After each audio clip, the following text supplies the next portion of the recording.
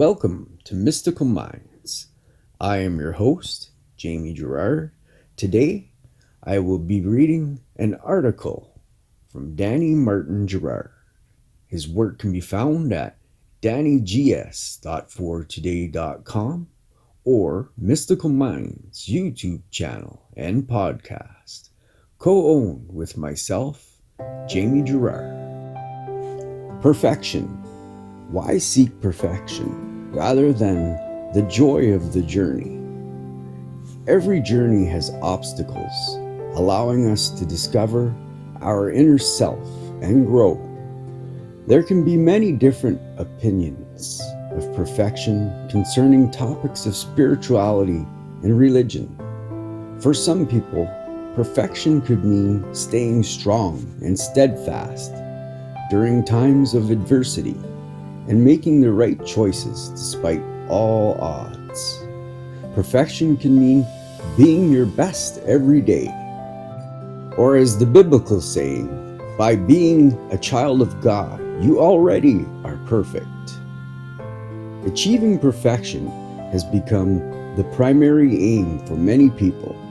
Once they realize the task is impossible, they give up and lose any hope of a compassionate God who loves them as they are and accepts their current state of being.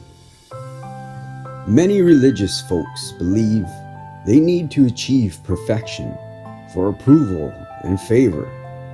Others believe perfection is never achieved and that they're on a trial to prove their worthiness or righteousness. They have an image of God outside of them, who's standing beside them, judging or punishing them for their behavior. Is that a compassionate father?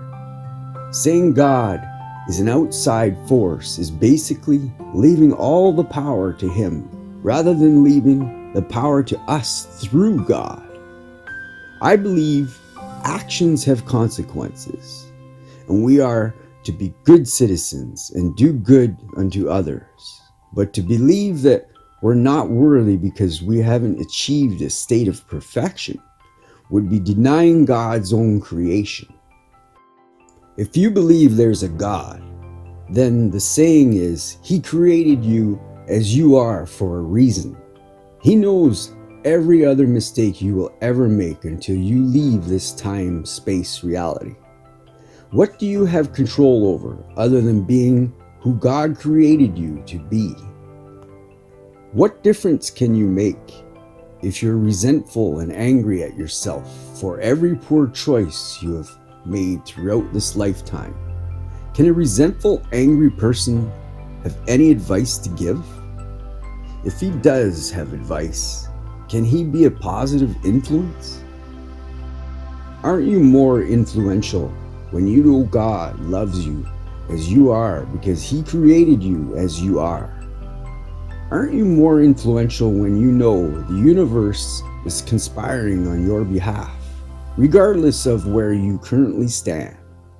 Wouldn't you rather take advice from someone who's still treading along the path of imperfection, completely aware of it, and who knows the universe is on his side despite his weaknesses? A few words which sums up the life of today. We're not perfect. Life and the world isn't perfect. So many people fight against this very simple notion that is our reality. Is there an individual on this planet who is perfect or has perfect life and has nothing to work at improving in his or her life? Everywhere we go on this planet, there is some type of conflict.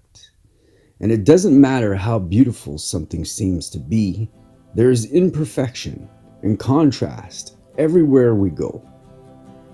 Can life be perfect, and can everyone be the same? Even when we think we acquired perfection, we experience changes and we have something else to strive towards and new challenges to undertake. How thrilling is it to know everything, to have everything figured out, and to have nothing to work at improving or moving towards in our lives? If everyone was the same in the world and all nations were the same and there wasn't any contrast, what would be your reference point? How do you define yourself? If you were standing in a state of completion and you were perfect, would you feel a yearning to experience and become more than who you are? Where you currently stand is the platform where you decide what you want to include into your life and what you want to exclude out of your life. And without contrast or challenges, you wouldn't have the platform to begin your journey. Next time you're frustrated at yourself, or next time you're frustrated at life for its imperfections, just know this is your platform to create the change and you want in your life and the world. You are an extension of God, creating through God, through the unique soul that you are. Know that your power starts with your thoughts, your words, and your every deed to change your life and the world one step at a time. Thank you so much, Danny G. That was powerful. I really love these articles. I love being able to read them to you. This whole journey has been so amazing. And these articles are just another extension of the Mystical Minds channel. Danny's mind is just, it blows me away how I think he's like a genius writing these poems and these articles. And I love being able to get these out there for you. And I hope you enjoy them as much as I do. I just love these. And I'm going to keep on reading them every Monday at 6 p.m. And we'll keep our daily poems at 7 a.m. And until next Monday, have a beautiful week. And thank you so much for listening.